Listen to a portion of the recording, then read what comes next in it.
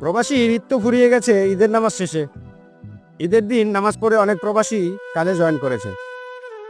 প্রবাসীর আনন্দ বলে কখনোই কিছু ছিল না রে। প্রবাসী এটাও জানে, যদি প্রবাসী আনন্দে মেতে থাকে তাহলে সংসার চলবে কি করে আমাদের দেশে। ঈদ তো আসে সবার জন্য, শুধু প্রবাসীর মনটা খারাপ হয়ে থাকে। কবেই বা পরিবারের সাথে ঈদ করতে পারবে, এটা হতভাগা প্রবাসী নিজেও না জানে। আশায় আশায় দিন পেরিয়ে যায়, মাস পেরিয়ে বছর গড়ায়। যদিও কোনো হতভাগা প্রবাসী পরিবারের সাথে ঈদ করতে দেশে যায়, তাহলে আনন্দের চেয়ে ডিপ্রেশনেই থাকে বেশি। যতটা টাকা নিয়ে ফিরছে বাড়ি, সবার চাহিদা পূরণ করতে এক নিমিষেই শেষ হয়ে যাবে তার টাকাগুলি। প্রবাসী তুমি যতই কামাও, কারো মন রক্ষা করতে পারবে না তুমি।